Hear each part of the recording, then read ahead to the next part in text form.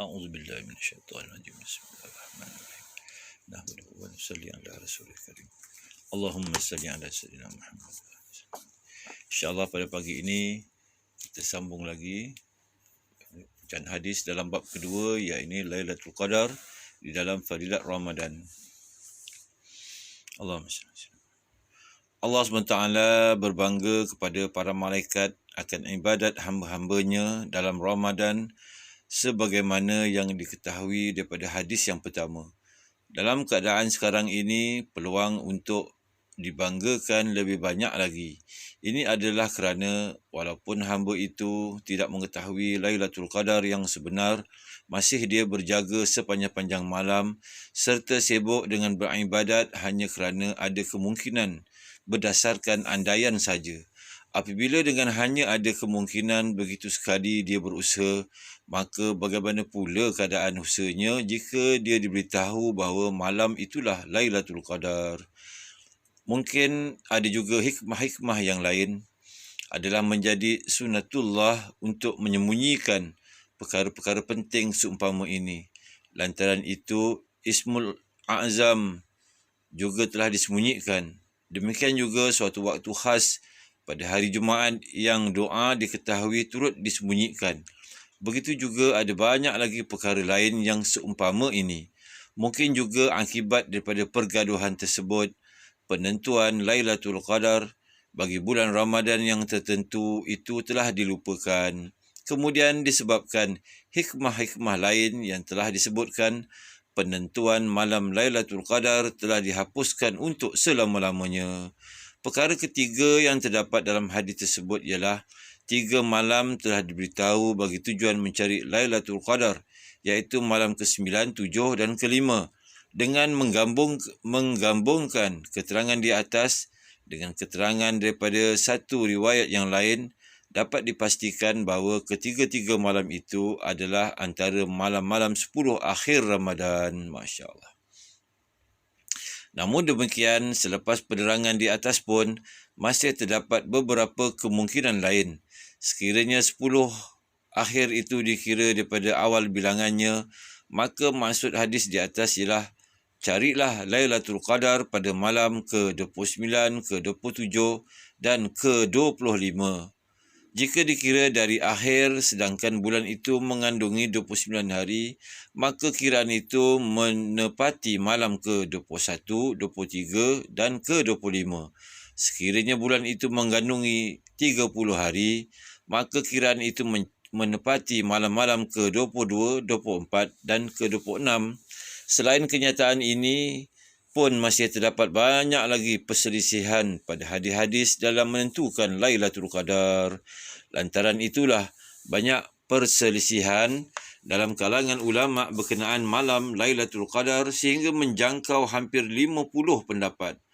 Pada pendapat ulama muhaqqiqin, iaitu ulama yang membuat kajian mendalam, alasan terdapat begitu banyak perselisihan dalam hadis-hadis adalah kerana malam tersebut tidak terkhusus pada mana-mana tarikh tertentu, bahkan malam itu berlaku pada malam-malam yang berlainan pada tahun-tahun berlainan yang menyebabkan keterangan hadis-hadis juga berlainan. Pernah Rasulullah SAW memerintahkan untuk mencari Lailatul Qadar pada malam-malam berlainan bersesuaian dengan tahun tersebut, dan baginda SAW mengkhususkan malam-malam tertentu pada setengah tahun yang lain.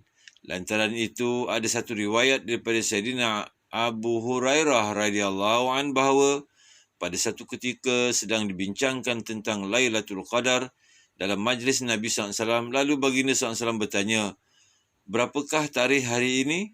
Diberitahu bahawa hari ini ialah 22 hari bulan. Baginda SAW bersabda, carilah Lailatul Qadar pada malam ini. Masya Allah. Sayyidina Abu Zar radhiyallahu anhu berkata, saya telah bertanya kepada Nabi SAW, adakah Lailatul Qadar khusus pada zaman baginda SAW sahaja atau akan berterusan selepas ini juga? Baginda SAW menjawab, Lailatul Qadar akan berterusan hingga kiamat. Masya Allah. Saya bertanya lagi, pada bahagian manakah daripada Ramadan malam itu akan berlaku? Baginda SAW bersabda, carilah malam itu pada 10 awal dan 10 akhir. Kemudian baginda SAW telah sibuk dengan perkara lain. Apabila mendapat peluang, saya bertanya lagi, Tuan, tolonglah beritahu dalam 10 malam itu, pada bagian manakah malam itu didapati? Rasulullah SAW menjadi begitu marah. Tidak pernah baginda SAW begitu marah terhadap saya sebelum dan selepas itu. Kemudian baginda SAW bersabda, kalau itulah tujuan Allah SWT, maka mengapa tidak terus diberitahu saja? Carilah malam itu pada 7 malam terakhir. Cukuplah. Selepas ini jangan tanya apa-apa lagi daripada saya. Masya Allah. Allahu Akbar. Carilah malam itu pada 7 malam terakhir. Cukuplah. Selepas itu jangan tanya apa-apa lagi daripada saya. Allahu Akbar. Baginda SAW memberitahu kepada seorang sahabat yang lain secara tepat bahawa malam itu didapati pada malam ke-23. Sayyidina Abdullah bin Abbas radhiyallahu anhu berkata, pada satu malam sedang saya tidur, saya bermimpi ada seseorang berkata kepada saya, bangunlah, ini Lailatul Qadar. Saya pun segera bangun dan terus pergi melihat Nabi SAW. Saya dapati baginda SAW sedang bersolah. Dapat diketahui juga daripada sesetengah riwayat lain bahawa Lailatul Qadar berlaku pada malam ke-24 secara tepat. Sayyidina Abdullah bin Mas'ud radhiyallahu anhu berkata, sesiapa yang berjaga malam sepanjang tahun akan dapat menemui Lailatul Qadar, yakni Lailatul Qadar beredar pada malam-malam sepanjang tahun. Ada juga menyampaikan pendapat ini kepada Sayyidina Ibnu Ka'ab radhiyallahu an. Lalu beliau pun berkata, tujuan Abdullah bin Mas'ud radhiyallahu an adalah supaya orang ramai tidak berpada dengan beribadat pada satu malam saja. Kemudian beliau telah bersumpah dan memberitahu bahawa malam Lailatul Qadar berlaku pada malam ke-27. Masya Allah.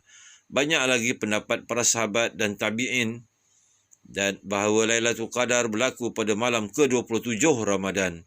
Inilah juga pendapat Sayyidina Ubay bin Ka'ab radhiyallahu an. Sementara kajian Sayyidina Abdullah bin Mas'ud radhiyallahu an ialah sesiapa yang berjaga malam sepanjang tahun akan mengetahui Lailatul Qadar. Dapat diketahui daripada satu riwayat dalam kitab Ad-Dur'ul Mansur bahawa itulah yang diberitahu kepada beliau oleh Nabi SAW. Dalam kalangan para imam pula, pendapat yang masyhur ialah di sisi Imam Abu Hanifah rahmatullah alaihi ialah Lailatul Qadar beredar sepanjang tahun. Pendapat yang kedua ialah Lailatul Qadar beredar sepanjang bulan Ramadan. Imam Muhammad rahmatullah alaihi dan Imam Abu Yusuf rahmatullah alaihi pula menyatakan bahawa Lailatul Qadar berlaku pada salah satu malam-malam Ramadan secara tetap. Tetapi malam tersebut tidak diketahui. Pendapat yang lebih patut diterima di sisi mazhab Syafi'i ialah Lailatul Qadar berlaku pada malam ke-21. Masya Allah. Imam Malik rahmatullah alaihi dan Imam Ahmad rahmatullah alaihi pula menyatakan bahawa Lailatul Qadar beredar pada malam-malam ganjil 10 akhir Ramadan, iaitu pada tahun-tahun berlainan. Lailatul Qadar berlaku pada malam-malam yang berlainan. Kebanyakan ulama berpendapat bahawa Lailatul Qadar lebih berkemungkinan berlaku pada malam ke-27. Masya Allah, Masya Allah. Jadi Alhamdulillah, tuan-tuan dimulakan Allah SWT.